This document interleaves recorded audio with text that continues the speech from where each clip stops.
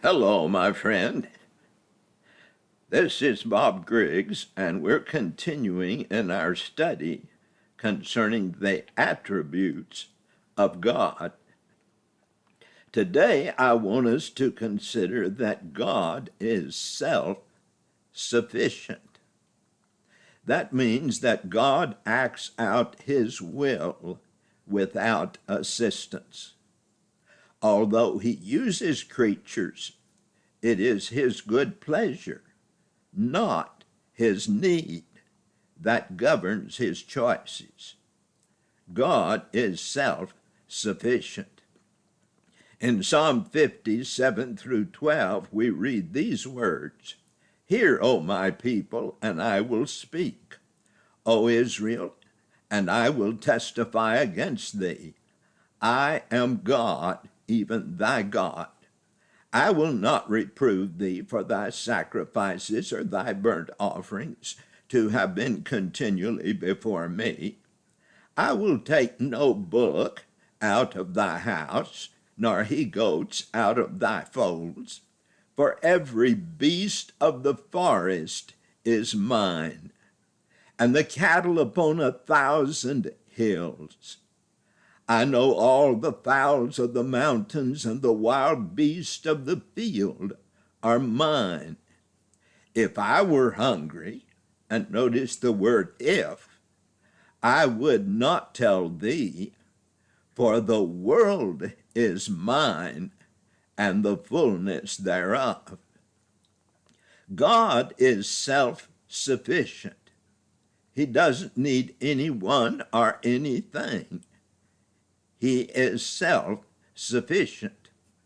Paul, speaking at Athens, said in Acts 17:24 through 25, "God that made the world and all things therein, seeing that he is Lord of heaven and earth, dwelleth not in temples made with hands, either is worshipped with men's hands, as though he needed anything, seeing he giveth to all life and breath and all things."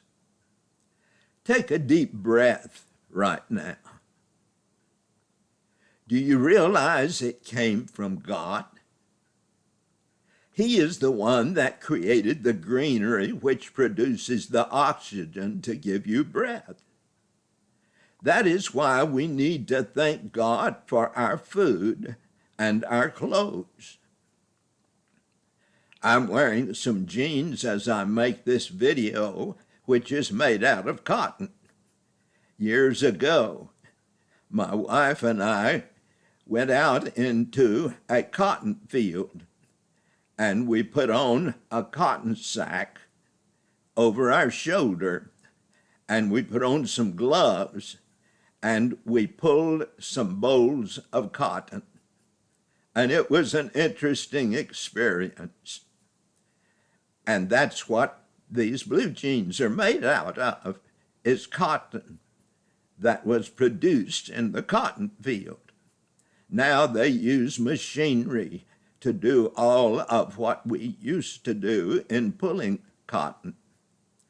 But God doesn't need any of that.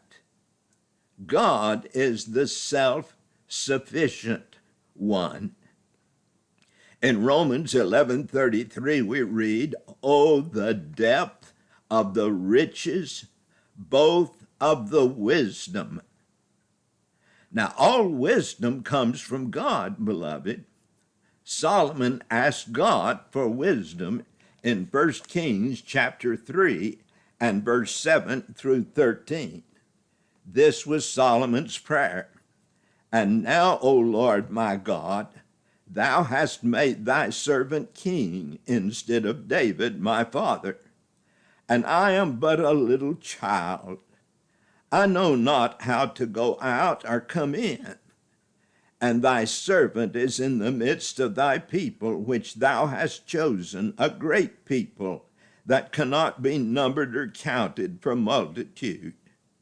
Give therefore thy servant an understanding heart to judge thy people, that I may discern between good and bad. For who is able to judge this, thy so great people? And the speech pleased the Lord that Solomon had asked this thing. And God said unto him, because thou hast asked this thing, and hast not asked for thyself long life, neither hast asked riches for thyself, nor hast asked the life of thine enemies, but hast asked for thyself understanding to discern judgment. Behold, I have done according to thy words. Lo, I have given thee a wise and an understanding heart, so that there was none like thee before thee, neither after thee shall any arise like unto thee. God gave Solomon wisdom more than any man, so that he wrote 3,000 proverbs and 1,005 songs. 1 Kings 4:32 tells us. The book of Ecclesiastes contained many of the proverbs Solomon wrote, and Ecclesiastes and Song of Solomon. And in the days of Solomon, silver was so plentiful that it was like stones. 1 Kings 10:25 tells us. And the knowledge, God's knowledge, surpasses man's.